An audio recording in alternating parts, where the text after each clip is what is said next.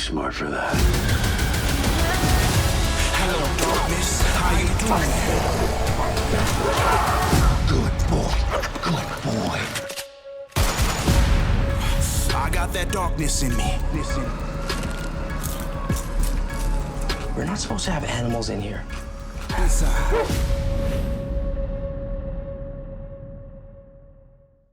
Well, hey, John, I'm Terrell with Big Go Belt Me. How's your day going today? Going great, Terrell. How you doing? Pretty good, pretty good. Pretty excited to talk to you about a movie that came my way by the name of Muzzle, City of Wolves was the name of the title that you have been, your name is attached to as director and producer of this movie. Doing my homework, also seeing that you had did the first one as well. Um, First question going into this, what was something, well, let me say this. Did you know this was going to be a sequel? And what was something that you wanted to do differently from the first movie that you had an opportunity for this one? We did know it was going to be a sequel, but when we got the opportunity to do it, we had been sort of dreaming, well, hey, what if this movie does well? I don't think anybody expected it to do kind of connect to people like it did. And so when it did, we'd already kind of had a seed of an idea just from asking the questions like, okay, this guy's a former Marine and a former LAPD K-9 handler, and he ultimately takes it upon himself to bust up a drug distribution ring in downtown LA servicing Skid Row, the population of Skid Row. And like, okay, well, if that were me and I'm a film producer and someone, blew up one of my distributors overseas, like Benelux and France or whatever, we're distributing these movies all over the world. And if they were to put out of business one of my distributors, I would be upset. Well, maybe I would want to talk to somebody about it. Like I'd want to do something about it. Well, in this case, the producers, the drug cartels in Mexico. And so they're not happy about what Jake Rosser did and what would they do? And then that was a very kind of simple setup for us to then say, okay, well, once they do what they do, because they're not going to let sleeping dogs lie, no pun intended. Jake has to get from point A to point B. Sorry about that, Terrell. I didn't even mean that. I really did not intend It caught me. Yeah. It took a second. But the idea of getting it from point A to point B through LA to protect his family against, this kind of evil, crew of people was that just became the story. And then we developed part three, obviously, in mind, which hopefully we get a chance to do. A way to conclude the trilogy would be great. Can I say that? Can I say the word trilogy? Are we allowed to? I mean, sure, why not? I mean, look, it's not official. It's not official at all, but we know what we want to do. Put it that way. If they say go, we know the story we want to tell. Aaron and I, and working with the writer Jacob King, we know exactly where to take this movie. That's why we left that the way that the movie hangs. It's obviously it concludes, but it asks a question at the very end, and we answer that in what we want to say in part three. This movie is very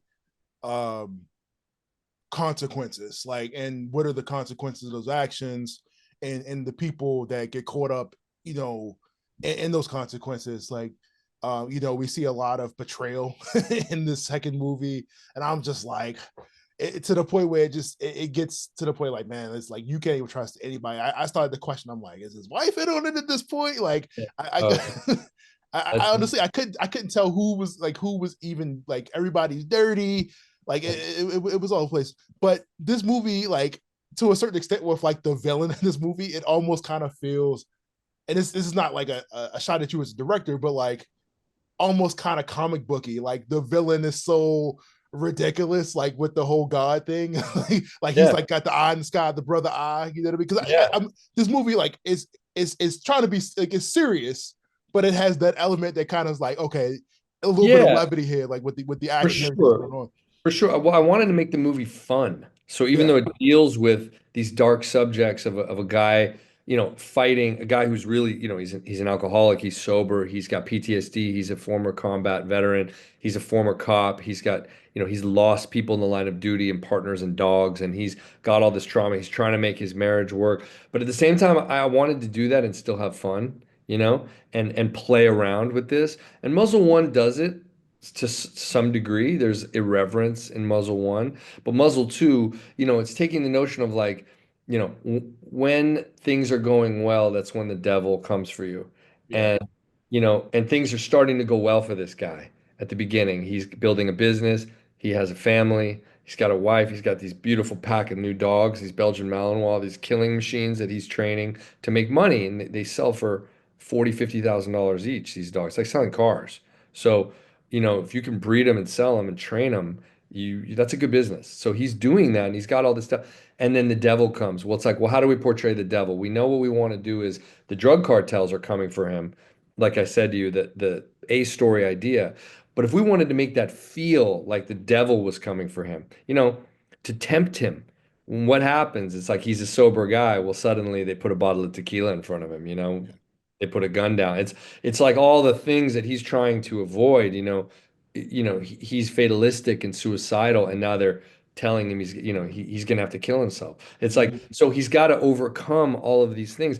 Well, that to me, it's like you kind of can't take the devil out of that story. So, we wanted to portray um, some of the antagonists in the movie, or the antagonist is a character we call Totak. You never hear his name in the movie, but No. he's a cartel enforcer. And yes, he's got his fingers in all kinds of pies everywhere, and there's dirty people, like you said, and corrupt politicians and people everywhere. Um, but he himself is the puppet master. He's Yeah. pulling the strings behind the curtain. And so we wanted it to feel like the Wizard of Oz a little bit, and go for it and have fun with it. There's a scene in the movie I'm still rolling off of where Aaron has a prosthetic arm and he hits him with with the fake arm. And I was just like, how did he not see this? Like, I understand it's like dark outside, Yeah, yeah. and I'm like, man, this guy, like I forgot what the officer's name was, but I'm Deacon. like, yeah, Yeah. he was just not down. I was like, okay, this got to be the scene. Like this got to be it right here. This been going on long enough throughout the movie. There's no Yeah. way he survived in one more No way he run. can get out of it. Well, it's like the best way to do a scene where the audience is going to be surprised Yeah, by it. And we want to constantly keep the audience not knowing what's going to happen and then being surprised, not knowing what's going to happen. And, human beings, when we watch movies, we try to solve the scene while we're watching it. yeah, That's just how we're programmed, right? Like, especially for guys like us who are film, lovers. It's like, I'm always thinking like, okay, how's he going to get out of it? Like you said, how's he going to get out of this? And if you as a writer, and Jacob does this so well, Jacob King, the writer that I developed this with, if we paint ourselves into a corner, then we don't know how we're going to get out of it. And that forces us to come up with something we couldn't possibly have imagined. And that was the litmus test, that scene that you're referencing. We were like, this can't go in the movie. And Jacob was like, John, this cannot go in the movie, man. And I was like, okay, so we took it out. And then I was like, fuck, no, it's got to go in the movie because we have to put him in a situation that is impossible for him to get out of and let him get out of it. And the only way he can get out of it is if he's so much smarter than this character, because he is a smart guy. His character is always be smarter than the psychiatrist. He's smart for a dude who's just as, he's a blue collar cop, he's a Marine, he's a very sharp character. How do we show that? We put him in an impossible situation and have him have imagined that it was a possibility and then let him get out of it. It's like Morgan Freeman says to Brad Pitt's character in Seven, he says, at the end of Seven, he says, if John Doe's head were to crack open and a UFO flies out, I want you to have expected it. And it's like, and that's like Jake Rosser. It's like he expects everything and anticipates everything. So it makes him an interesting kind of flawed anti-hero, that yeah. he's equipped to deal with some serious darkness. Uh, there's been an influx of what I like to call the Call of Duty man movies. There, Aaron did another movie recently. I think he wasn't the president, but he was like something Oh yeah. president. I can't remember what it was called, but Yeah, yeah, yeah, the Antoine Fuqua film. oh man, Yeah, right. I know what yeah, you're talking so. But yeah, there's been a like an influx like over the about. last White like House, couple. White House Down or something. White House Down. Or Uh, Fall. It's fallen. yeah, yeah. Where like I don't know if it's like the audience just like really like, man, we love like these run and gun, like ex-marine, they've always been around, but like all of a sudden, like there's been a more, I feel like more people kind of doing this style of movie. Now, kind of looking at your filmography, going from was it City, was it not City of Wolves? Battle Brace. Yes, yes, yes. Was this always like the specific like genre that you always wanted to work on, or like you feel like you kind I of mean, whatever no, comes your way? I love all kinds of movies. I love action movies. I love horror movies. I love Sidney Lumet movies. I love Francis Ford Coppola films, and I love William Friedkin films, The French Connection, particularly Don Siegel, Dirty Harry, Death Wish is maybe not a great movie, but I love what Charles Bronson does. I love Sam Peckinpah, and I love The Getaway with Steve McQueen. And these kind of anti-hero characters, these morally complex characters like Popeye Doyle and that Gene Hackman plays in The French Connection. He is a rough cop. He breaks the rules, but he's trying to stop the drugs from coming in the city, and so it's like he's got a code. I find that interesting. Dirty Harry, you know, um, Pauline Kael called a fascist, but she said like this is a fascist film, but I can't look away. The filmmaking's so good from Don Siegel. So like those were my dad used to take me to go see Dirty Harry movies. Like I used to think, well, that's cool. Like it's a guy who he breaks all the rules. Yeah, he says crazy stuff.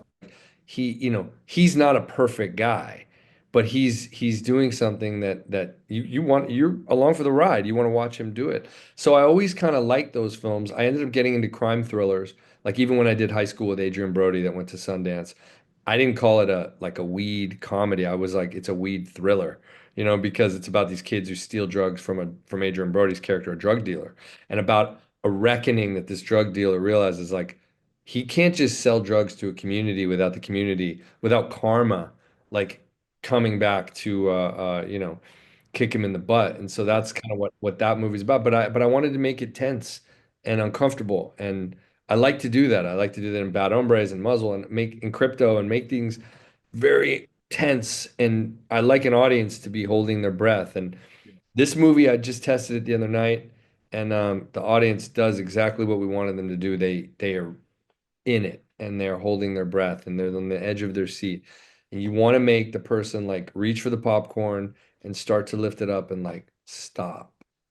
And that's what the movie does. So I feel like we're delivering the audience their money's worth, which is great.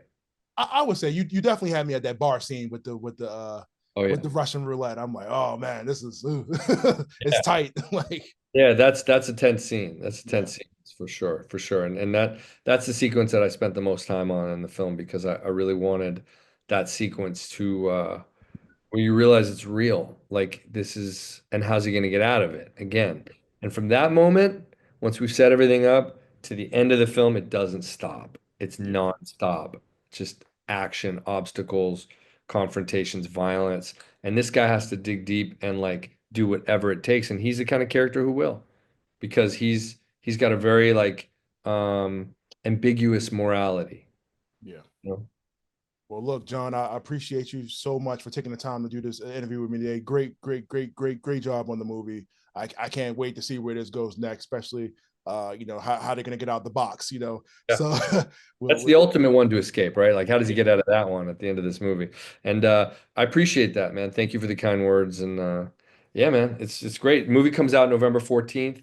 And the more that people support this film and go check it out, I think you'll really enjoy yourself at the movies, and the more chance you'll see part three. okay. Thank you so much. Thanks, Terrell.